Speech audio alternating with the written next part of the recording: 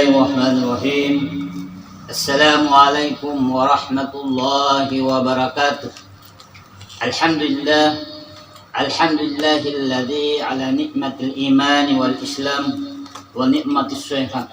Wassalatu wassalamu ala Rasulillah wa ala alihi wa ashabihi ajma'in.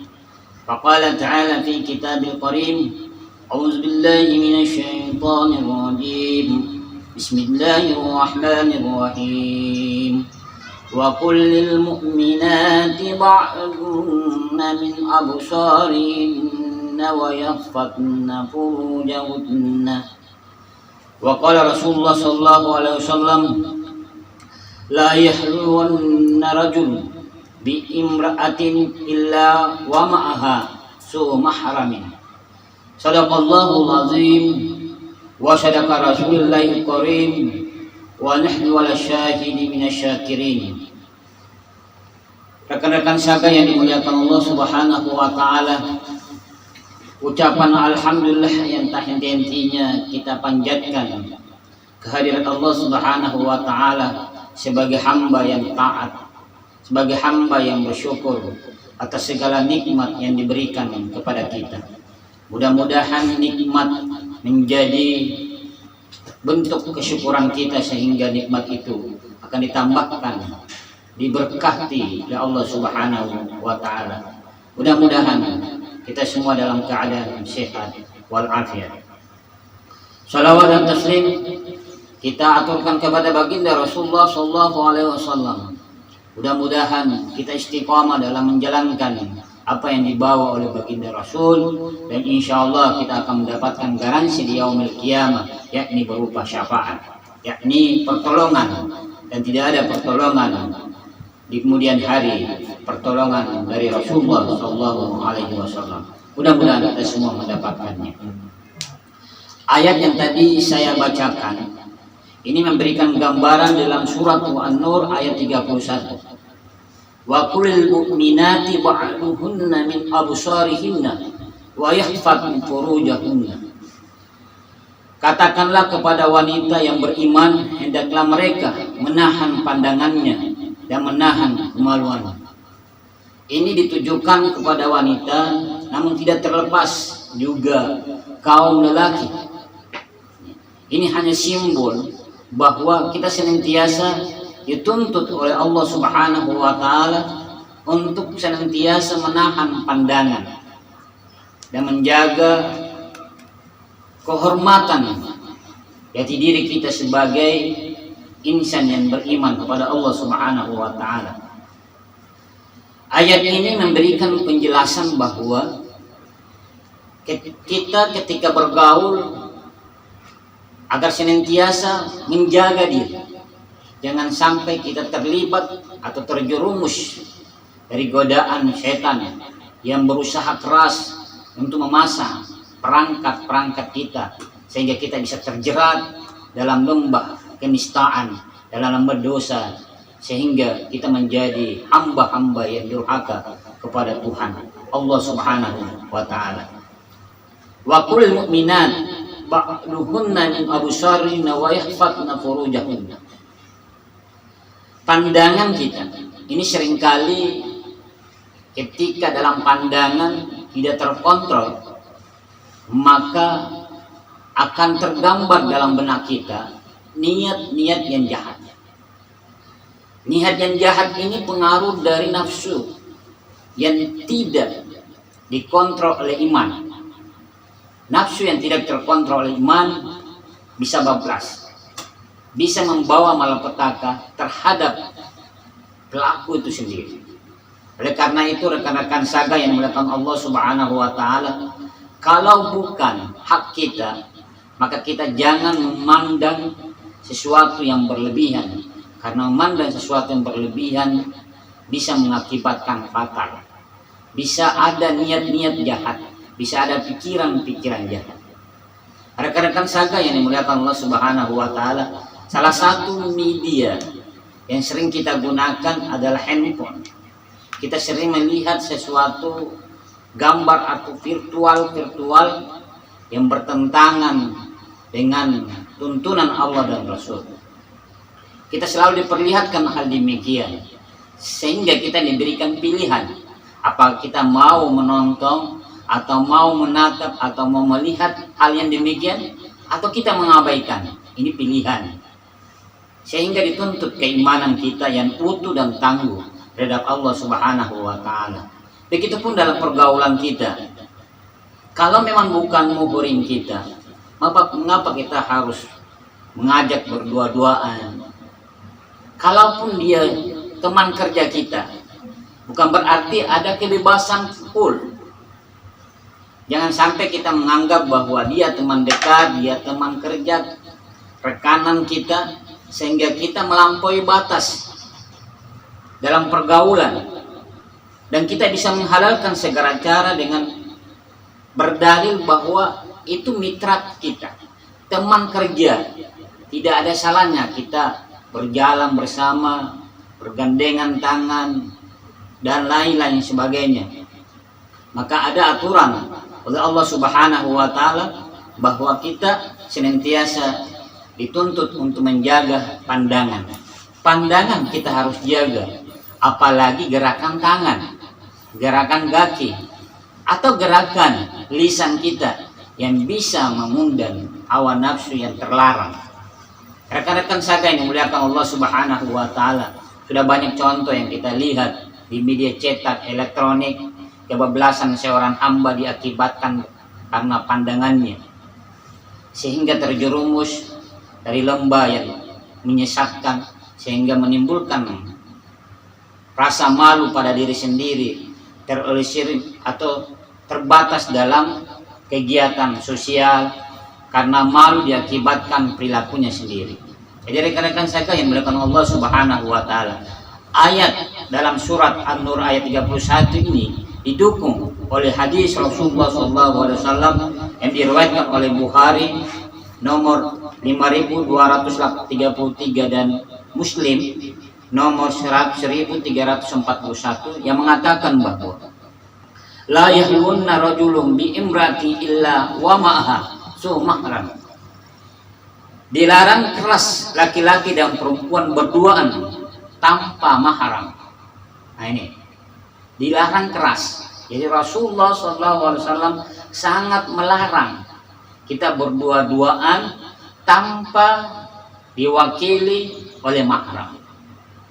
Siapa itu mahram? Adalah orang yang dilarang untuk dinikahi, bukan teman dekat, ya, atau bukan sepupu atau om dan seterusnya. Tapi mahram adalah orang yang dilarang untuk dinikahi. Nah, ketika kita meminta atau berjalan, minta izin untuk keluar bersama-sama, maka setidaknya libatkan mahramnya, libatkan keluarga dekatnya. Kenapa hal demikian? Tuntunan Rasulullah SAW, ketika berdua-duaan, maka yang ketiga adalah setan. Nah inilah celah. Nah, celah kita terjerumus dari lembah kenistaan, terjerumus dari dosa-dosa yang senantiasa dilarang oleh Allah Subhanahu wa Ta'ala. Rekan-rekan saya yang dimuliakan Allah Subhanahu wa Ta'ala, maka apa yang kita lakukan adalah yang pertama, pandangan harus dijaga. Ketika pandangan kita tidak bisa jaga, maka kita memperbanyak atau menyibukkan diri kita bekerja. Ketika Anda bekerja, maka hal-hal yang seperti itu akan hilang dengan sendirinya. Apalagi diikutkan dengan berpuasa, bisa mengurangi pandangan tersebut. Karena orang yang berpuasa itu lebih dekat pada ketakwaan pada Allah Subhanahu wa Ta'ala.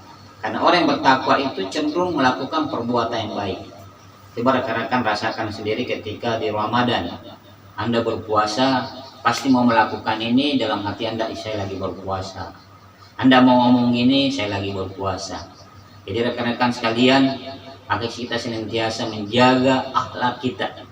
Karena akhlak menjadi ukuran seseorang mulia di hadapan temannya, di hadapan orang lain, apalagi di hadapan Allah Subhanahu wa Ta'ala. Oleh karenanya, kenapa Nabi kita diutus bukan karena kepintaran, menguasai teknologi, tapi Nabi kita diutus hanya untuk menyempurnakan akhlak karimah. Karena dulu, apalagi di zaman sekarang, akhlak banyak yang rusak diakibatkan karena pergaulan bebas. Rekan-rekan yang dimuliakan Allah Subhanahu wa taala, banyak ayat yang menjelaskan tentang menjaga pandangan, menjaga harga diri sebagai manusia, sebagai insan yang sendirinya Allah yang menjaganya. Namun ketika kita tidak mampu menjaganya, maka kita akan jadi binasa. Oleh karenanya, rekan-rekan yang dimuliakan Allah Subhanahu wa taala, harus menjaga pandangan. Jangan sampai kita dengan memandang sesuatu diiringi dengan nafsu, memandang sesuatu diiringi dengan niat-niat jahat. Bukankah kata pujangga mengatakan bahwa awal cinta dari pandangan. Ketika kita memandang sesuatu yang baik dengan niat yang tulus, maka itu akan melahirkan cinta yang baik pula. Tapi ketika pandangan kita antarkan, kita iringi dengan niat yang jahat, maka hasilnya akan buruk. Jadi rekan-rekan yang dimuliakan Allah Subhanahu wa taala, kita harus menjaga akhlak kita, menjaga perilaku kita. Karena kita sebagai orang yang beriman kepada Allah dan Rasul, maka kita harus menjaga. Karena kita sudah komitmen untuk senantiasa mengikuti tuntunan Allah dan Rasul. Rekan-rekan yang dimuliakan Allah Subhanahu wa taala, ada sebuah kisah yang menarik. Ini menjadi nasihat buat kita semua. Ada 4 hal yang akan mengantarkan seseorang itu masuk di dalam surga tanpa harus melalui perhitungan-perhitungan, harus melalui cobaan-cobaan dan siksaan. Dia melewati semua itu dengan kalbarki kayak kilat. Apa itu? Yang pertama, etika harus dijaga ketika berbicara. Nah, ini berbicara, etika harus dijaga ketika berbicara. Seorang perempuan tidak boleh mengeluarkan suara yang mendayu-dayu, yang membuat birahi atau nafsu laki-laki itu timbul. Lawan jenis itu jangan sampai timbul. Maka oleh karena itu harus dijaga. Karena suara perempuan itu, suara wanita itu adalah aurat. Oleh karena itu harus dijaga.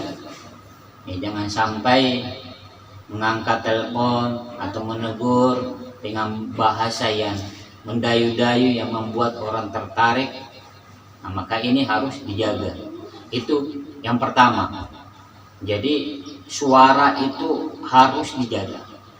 Laki-laki pun demikian, bukan hanya perempuan. Laki-laki juga harus menjaga.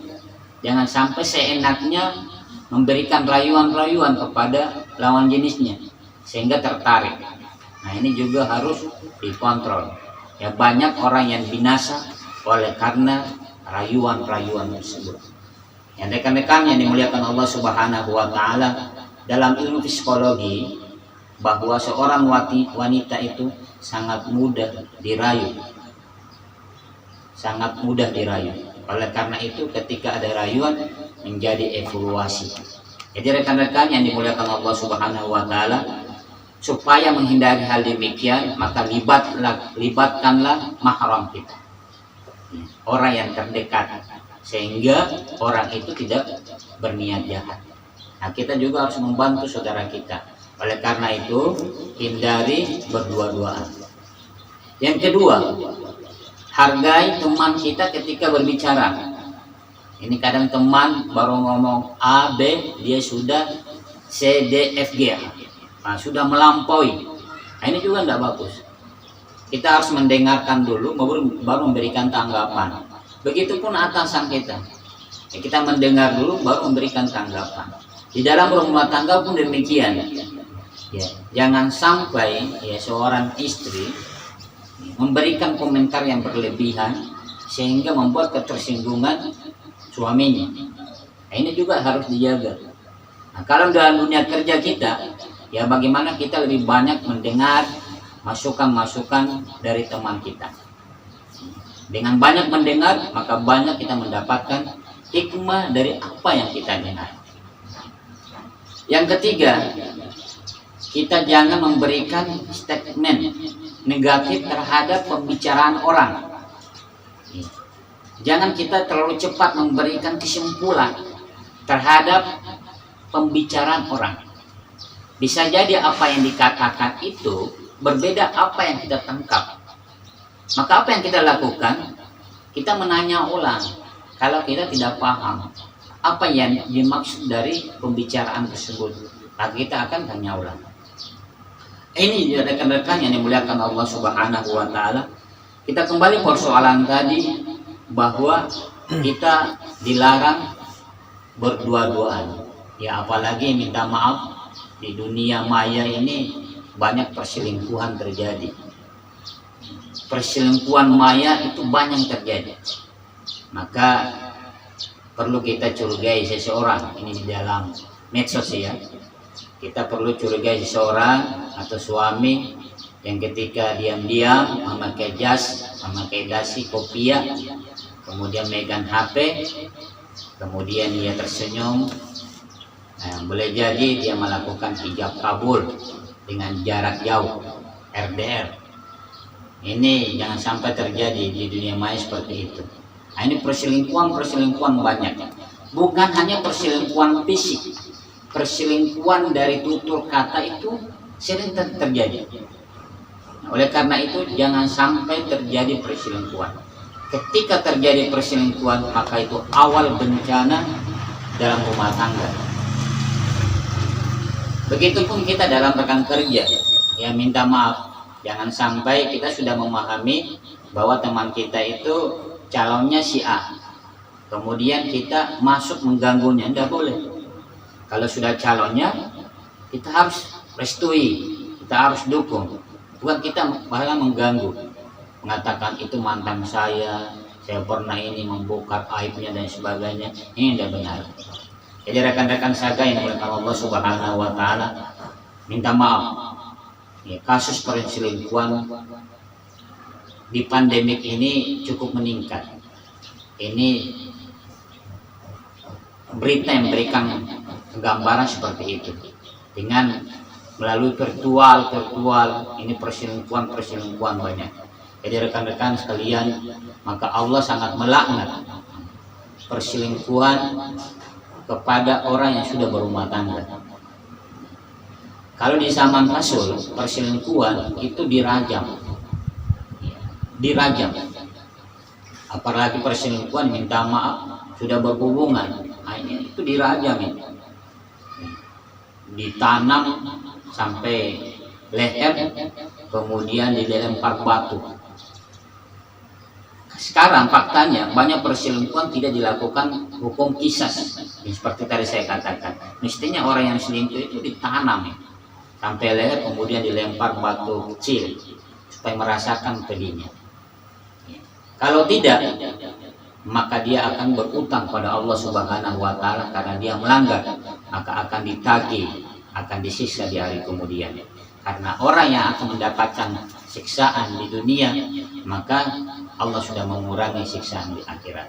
Jadi rekan-rekan saja, hal yang sepele menurut kita, selingkuh itu berakibat fatal. Bahkan itu hukuman rajam bagi yang sudah berkeluarga. Tapi masih ada jalan lain. Ketika kita sadar bahwa ini suatu hal yang buruk, maka kita senantiasa bersegera untuk bertobat kepada pasangan kita. Ya bukan hanya yang berumah tangga, yang ingin menikah sudah ada calonnya, kok cari yang lain, ini selingkuh juga ini. Ya selingkuh itu dalam bahasa kamus yaitu menduakan. Ya orang yang telah dicintai tapi punya hati kepada orang lain. Nah ini sangat dilarang. Kalau dalam pandangan hukum Islam, kenapa itu selingkuh? Itu dalam pandangan tauhid itu namanya musyrik, karena Allah itu sendiri tidak mau diduakan. Saya rasa demikian, tidak ada orang yang mau diduakan, yang hanya ada di nomor satukan. Ya, rekan-rekan sekalian yang dimuliakan Allah Subhanahu wa taala, pesan singkat ini melalui virtual ini, yang pertama kita harus menjaga pandangan. Ya, menjaga pandangan kita. Jangan sampai dengan pandangan kita memandang muncul dengan syahwat, nafsu yang berakibat fatal. Yang kedua, menjaga jati diri kita, harga diri kita, dalam tanda kutip kemaluan kita harus jaga. Jangan sampai kita melakukan persinahan pada orang lain, ini juga sangat fatal. Dan kemudian yang terakhir, rekan-rekan saga, kita senantiasa menjaga hubungan baik pada orang yang telah berbuat baik kita. Jangan kita sakiti dengan melakukan perselingkuhan, karena perselingkuhan agama melarang, Allah melarang, Rasul melarang. Jangankah Allah dan Rasul, kita pun juga melarang hal demikian, apalagi Allah dan Rasul. Mudah-mudahan kita terhindar dari berbagai hal penyakit ini. Mudah-mudahan kita senantiasa diberikan oleh Allah Subhanahu wa taala iman yang tangguh, yang kokoh untuk mengamalkan ajaran-ajaran agama Allah Subhanahu wa taala. Mudah-mudahan kita semua di Saga Mall Adipura dan semuanya yang grup Saga senantiasa meningkatkan takwa kepada Allah Subhanahu wa taala. Mari kita tutup dengan doa kepada Allah Subhanahu wa taala. Bismillahirrahmanirrahim. Alhamdulillahirabbil alamin. Allahumma shalli wa sallim ala sayyidina Muhammad wa ala alihi wa ashabihi ajmain. Allahumma inna nas'aluka imanan da'iman wa nas'aluka yaqinan shadiqan. Rabbana taqabbal du'ana innaka antas samiul alim wa tub 'alaina innaka antat tawwabur rahim. Rabbana atina fid dunya hasanah wa fil akhirati hasanah wa qina adzabannar. Wa sallallahu ala nabiyyina Muhammadin wa ala alihi wa ashabihi ajmain. Walhamdulillahi rabbil alamin. Akhir kalam, minallahil musta'an wa la itiklan. Assalamualaikum warahmatullahi wabarakatuh.